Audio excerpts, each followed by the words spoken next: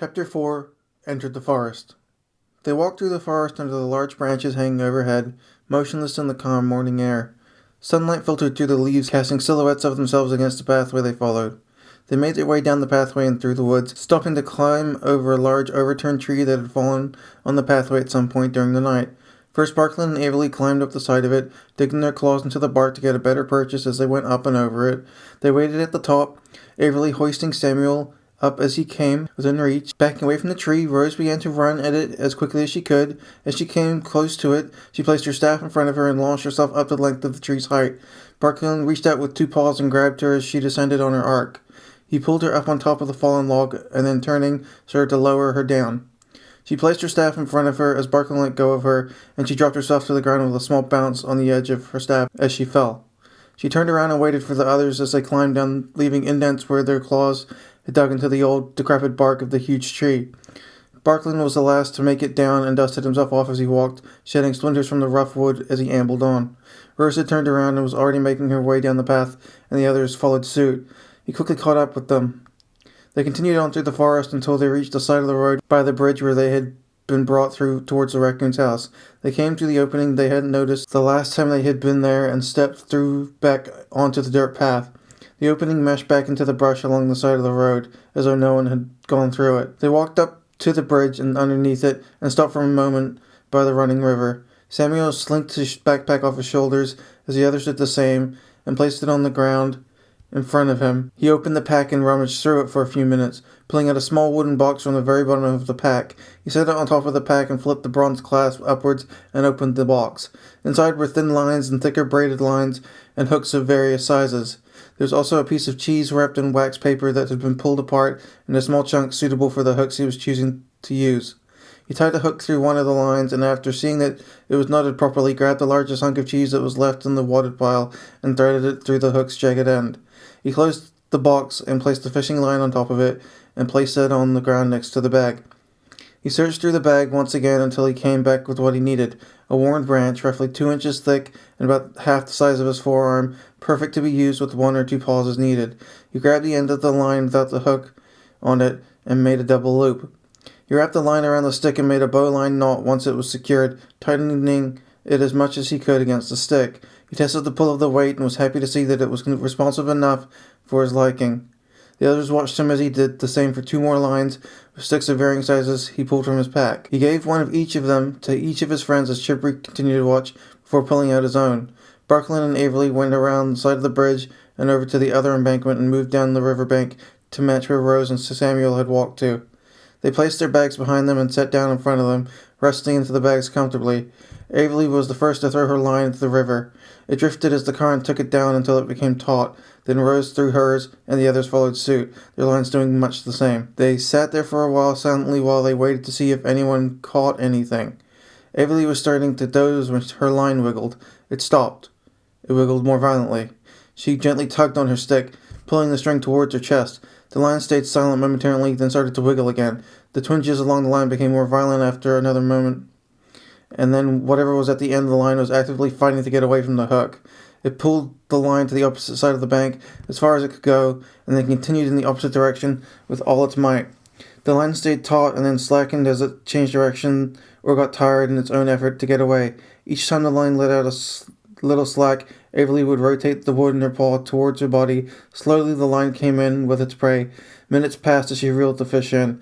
Finally, when the line was less than 2 feet in front of her, she walked backwards up along the riverbank towards the forest edge and pulled the fish out of the water. It flopped uselessly in the air as she finished reeling it in. She bent down and dug a small hole in the ground with her claw, large enough for the end of the stick to fit, and shoved it in there to let the fish finish its business. She sat down next to the line and waited, making sure to have a paw near the rod so that she could grab it if the fish happened to unearth the stick. The fish slowed, its mouth gaping open and closed slowly, and it stopped moving. She pulled the rod out of the ground, one end dirtied, and walked over to the fish, rolling the rest of the line in as she did so. The fish lifted off the ground as she got close to it and hung in the air, waiting for her to finish reeling it in. Once she was done, she walked around Barklin, who was smiling at her. "Nicely done," said Barklin, smiling. "Thanks," replied Averly. "That's the biggest fish I've ever caught." She smiled back at him. She continued beyond him and returned over the bridge to where Rose and Samuel were fishing. She came up to Samuel and held the fish up to him. "That's an excellent-looking catch," said Rose, admiring the fish, whose iridescent scales twinkled in the sunlight as it spun around on the hook. Samuel went up to the fish, handing off his rod to Averly as she did the same to him. He removed the hook from the fish's mouth and then made a loop within the line. He slipped a loop around the head of the fish and behind the gills.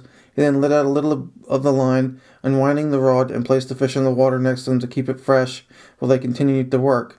The weight of the carcass pulled the line down the bank a bit as Samuel bent down and dug a small hole for the pole to rest in. He placed the dirty side back into the dirt and went back to his bag.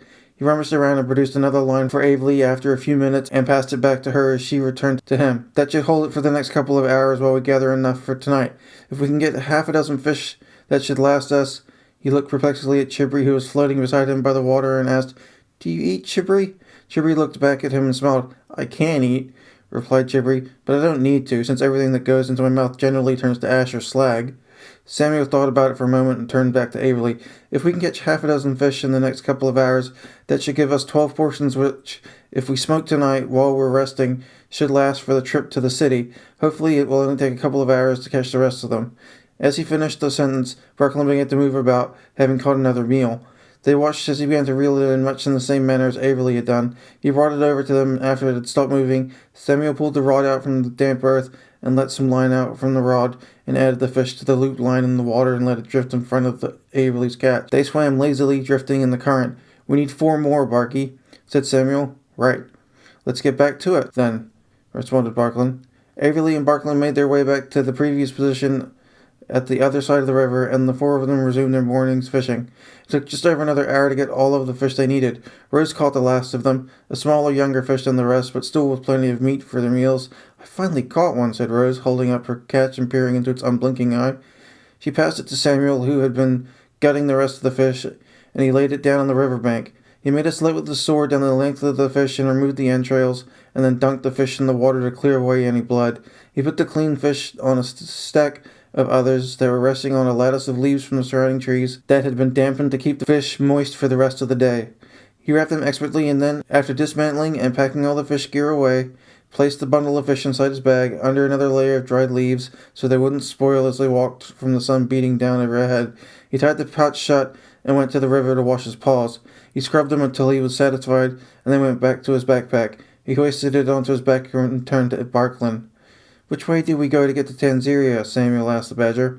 Barkley reached into the pouch on his shoulder and rummaged for a moment, returning with the small book in his large striped paw. He opened the book to the map page, which corner he had folded to find quickly, and consulted the map. "We're here," said Barkley, pointing to the bridge marked in ink on the paper. He traced his finger to the right of the page and up slightly. "If we continue over the bridge for a mile or so, there's a crossroads up ahead that if we take a left on will take us up to Tanzeria. We can stop here for the night in this clearing." He pointed to a small grove of trees that represented an orchard on the right side of the road away down the path. Samuel nodded. "That sounds like a plan. Do you guys want to have a quick lunch before we get moving or head out straight away and eat while we're walking?" asked Samuel. "I don't mind eating while we move," said Rose. "We've got to make up for lost time from our fishing anyway. I want to get to the city as soon as possible." Averly and Barkley agreed, and they set off across the bridge towards the crossroads. It took them less than 20 minutes to reach the signs. A large wooden post that had been driven into the ground, and 4 signs had been nailed to it at varying heights on each side. Rose looked at the one that said Tanzeria as they came up to it.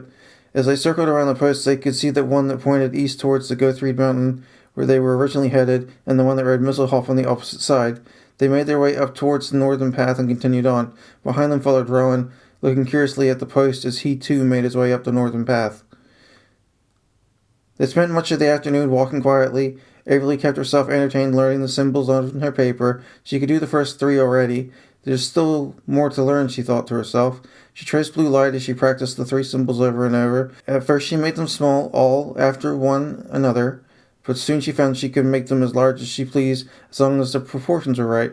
The symbol still shone outward momentarily before disappearing into the air as she walked.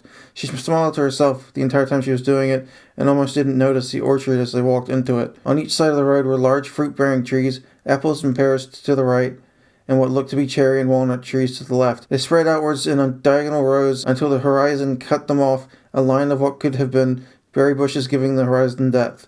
Rose led them off to the right underneath the apple trees, their fruit glowing red and yellow in the afternoon sun.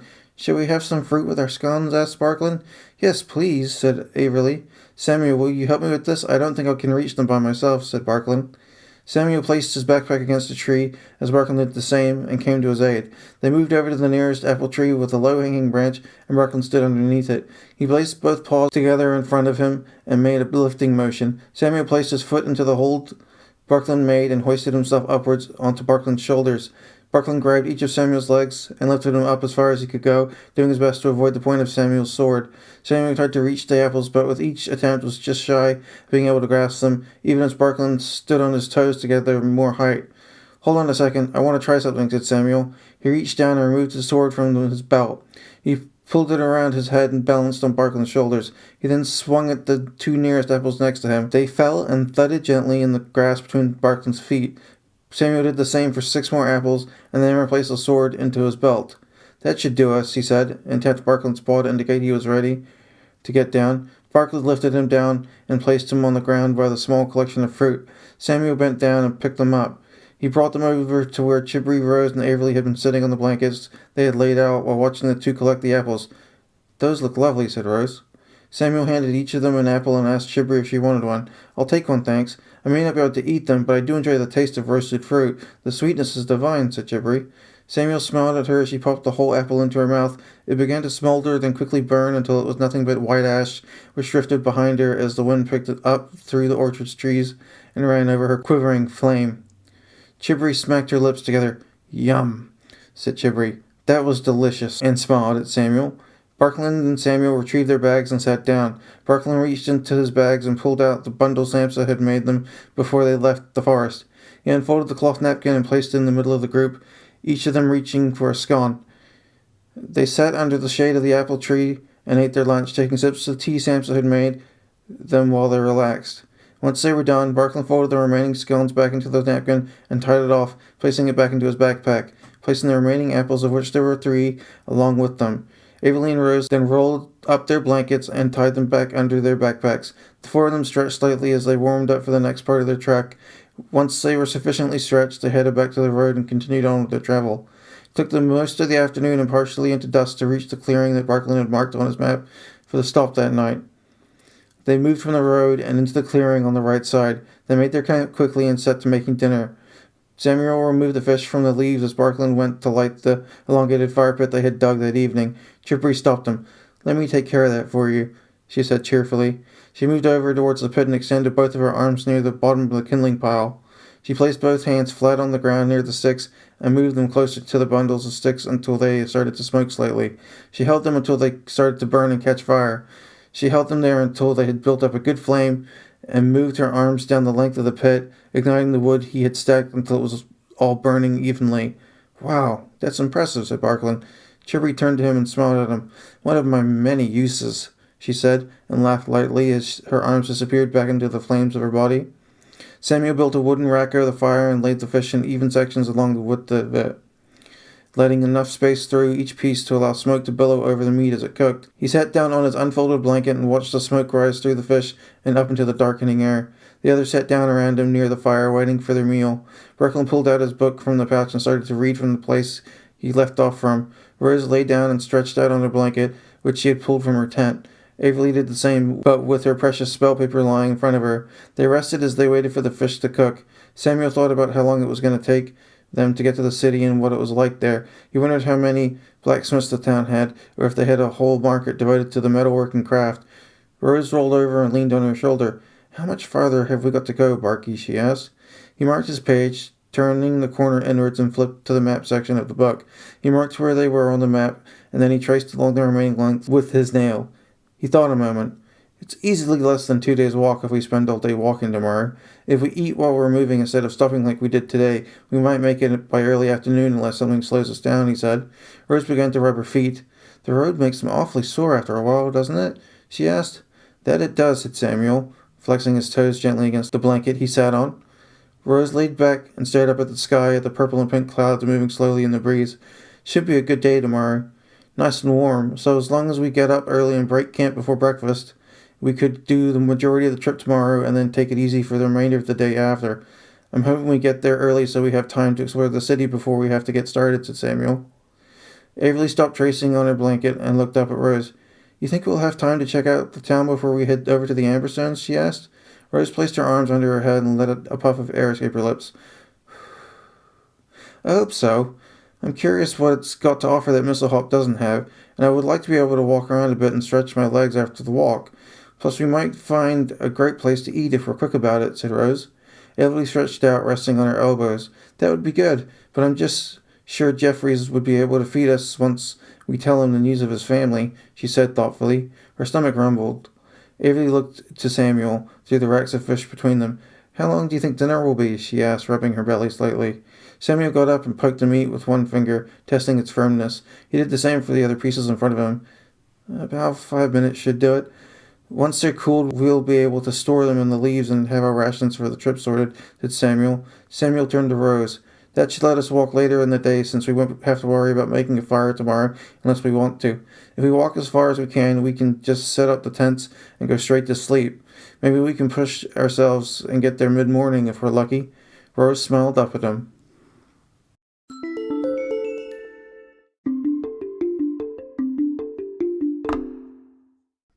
Please visit anchor.fm/divergentmind to leave a message so that I may get back to you. Thank you. Have a nice day. So Anchor is asking me to ask you to support me financially. I would ask that you go to my Patreon to do that, which is patreon.com/divergentmind. It means you can either become a monthly subscriber at a different tier of $1 to $3 to $5. I'm not looking for a lot. I'm not asking for a lot. I'm not asking for anything. This is going to go to the end of my podcast.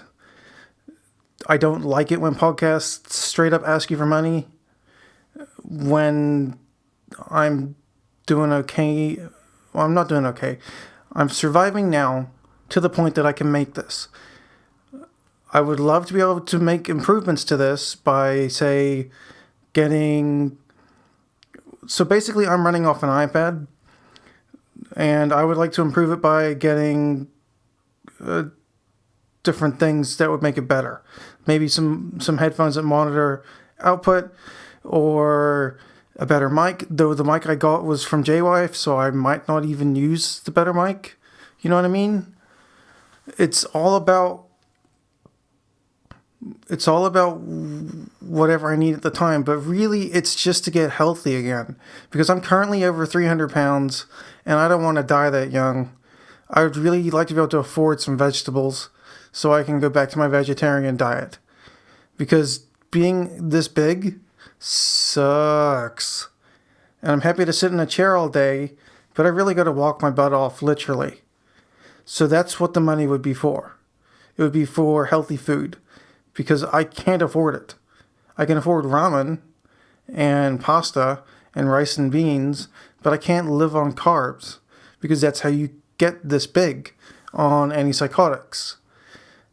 Junk food and carbs, which is just cheap and plentiful around me. So I would like to leave my house and just lose some weight. And to do that, I would like to go to the store and buy some vegetables, please. But you don't have to do anything. I'm not asking you to. I'm not begging. I'll figure it out on my own. Much pleasure, Jay.